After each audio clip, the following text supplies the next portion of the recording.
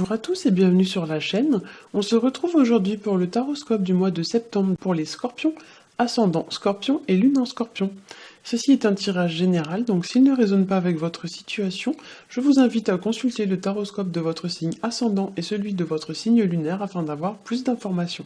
Alors comme d'habitude, j'ai fait un premier tirage général en 3 cartes au tarot de Marseille, que j'ai complété avec une autre carte issue d'un autre jeu, pour votre situation relationnelle et sentimentale.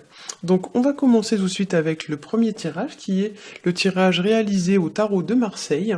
J'ai tiré pour vous la carte de la justice accompagnée de la carte du pendu et de la carte du mât. Donc avec la carte de la justice, il y a l'idée d'examiner une situation en face, de peser le pour et le contre et enfin de trancher cette situation ou de prendre une décision vis-à-vis de cette situation, comme si vous deviez en fait statuer ou rendre une certaine forme de verdict. C'est une carte qui nous parle aussi d'équilibre, ça nous parle d'équité, ça nous parle aussi de justice et tout ce qui se rapporte à des situations juridiques ou judiciaires ou encore administratives. Ça nous parle aussi, comme je l'ai dit, de rendre une certaine forme de jugement, de verdict ou encore d'officialiser une situation dans le sens où vous devez rendre quelque chose public ou officiel. Voilà, la carte de la justice est aussi une carte de droiture, une carte d'équilibre qui vous invite à vous comporter de manière respectable, de manière droite, honnête, franche, ou alors effectivement peut-être que vous allez être confronté à une personne qui va agir de cette manière avec vous. En deuxième carte, j'ai tiré pour vous la carte du pendu qui, elle, va venir nous parler de blocage, ça nous parle de retard, ou alors ça peut nous parler aussi d'une situation qui n'est peut-être pas très confortable, dans laquelle vous n'êtes pas forcément dans la meilleure position possible. Ça peut nous parler également d'une situation qui se détériore ou encore qui se dégrade, et à laquelle on pourrait vous conseiller de venir mettre un terme, d'autant qu'on a effectivement la carte de la justice et la carte du mât de part et d'autre de cette carte du pendu. Donc effectivement, il y a un petit peu l'idée de carrément même peut-être quitter une situation qui n'est plus épanouissante et qui devient de moins en moins agréable et de moins en moins confortable pour vous. Comme si il y a des choses qui vous convenaient plus et ici on va vous dire que il faut remettre les choses en ordre et faire les corrections qui s'imposent. Voilà. Le pendu, c'est aussi une carte qui va nous parler d'attachement, et avec la justice et son épée, il y a peut-être aussi l'idée ici de couper des liens qui n'apportent plus rien, ou des liens qui vous entravent, qui vous empêchent d'avancer, des liens un peu peut-être toxiques, qui vous prennent plus de temps, d'énergie que ce que ça ne vous apporte. Le pendu peut faire aussi référence à tout ce qui est de l'ordre des prises de conscience. On vous demande d'ouvrir les yeux sur une situation, mais de voir les choses dans le bon sens. Peut-être que vous ne voyez pas les choses dans le bon sens, peut-être que vous êtes trop dans l'illusion, vous vous fiez à ce qui vous semble être, mais en fait ce n'est pas la façon dont les choses sont réellement. Et effectivement, la carte du pendu va venir ici vous demander de voir les choses telles qu'elles sont réellement, comme si vous étiez un petit peu aveuglé ou leurré par quelque chose. En troisième carte, j'ai tiré pour vous la carte du mât qui va venir ici, comme je l'ai dit, nous parler de quitter une situation. Donc le mât, c'est la carte 0, donc ça parle de repartir à 0. C'est une carte voilà, qui nous dit en fait de mettre un terme à une situation pour en recommencer une nouvelle. Ça nous parle aussi de départ, de voyage, de déménagement et de mouvement en tout genre. Peu importe le type de mouvement, d'ailleurs ça peut être une mutation par exemple, tout à fait. Ça peut tout à fait représenter le fait de quitter un emploi pour prendre un autre emploi. C'est une carte qui nous parle aussi de franchir un obstacle ou de prendre un risque pour franchir un cap ou quelque chose dans ce genre-là. C'est une carte qui vous demande d'aller de l'avant, c'est une carte très dynamique, la carte du mât, et c'est une carte voilà, qui encourage un petit peu, entre guillemets, à prendre ses clics et ses claques et à partir un peu à l'aventure. Voilà, donc c'est une carte qui peut vous demander aussi d'avancer ou d'aller de l'avant vis-à-vis de votre situation, et comme l'indique la carte du pendu, il ne sert à rien de rester figé ou de stagner sur une situation qui ne progresse plus ou qui ne progresse pas. Du coup, il y a l'idée un petit peu de faire avancer les choses et d'aller de l'avant.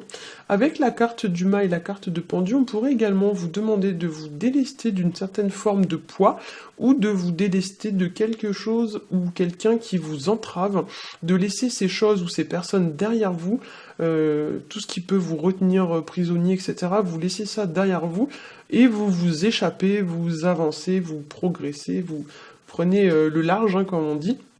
Il y a vraiment l'idée dans ce tirage de laisser des choses derrière soi et d'avancer vis-à-vis d'une situation qui n'apporterait peut-être pas l'équilibre et l'épanouissement voulu. Hein. Voilà. Au niveau du tirage relationnel et sentimental, j'ai tiré pour vous la carte des oiseaux.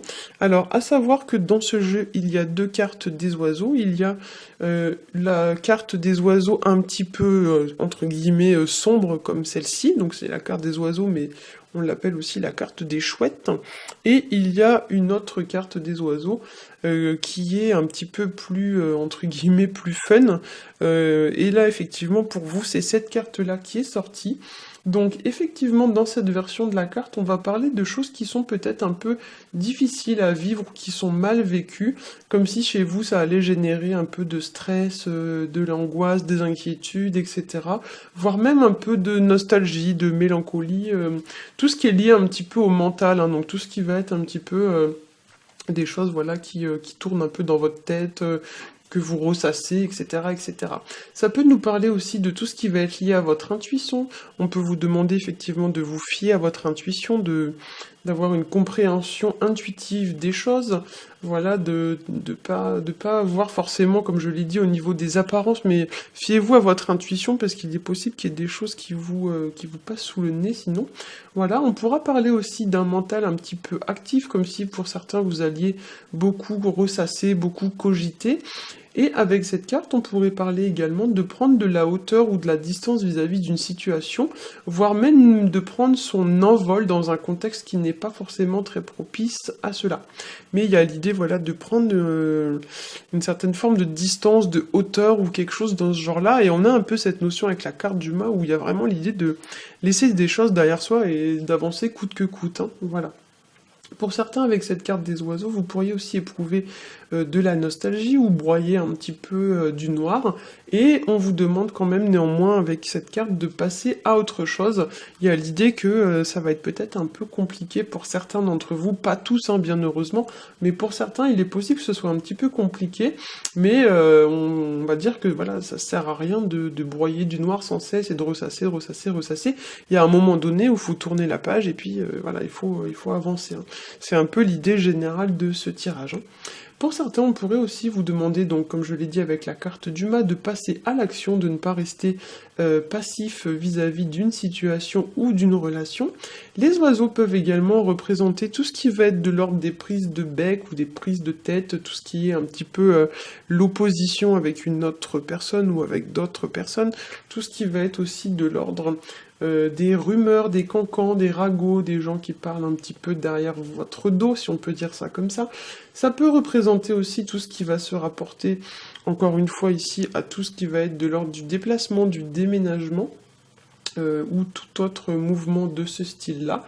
Cette version de la carte peut aussi vous conseiller la prudence et la sagesse, puisque la chouette est une carte qui va représenter la sagesse. Hein. La chouette, c'est un symbole de sagesse et aussi d'intelligence, donc peut-être que pour certains, on vous demande de résoudre votre situation avec sagesse, sans précipitation. Faites peut-être attention à pas... à pas vous précipiter, à pas faire les choses sur un coup de tête. Ça peut aussi exprimer beaucoup de non-dits, de choses qui ne sont pas exprimées ouvertement, comme s'il y a des choses que vous gardiez pour vous et on va vous demander un petit peu d'exprimer, de lâcher tout ça pour pouvoir ensuite vous sentir plus léger. Ça peut représenter également tout ce qui va être de l'ordre des choses qui peuvent être un peu difficiles à entendre.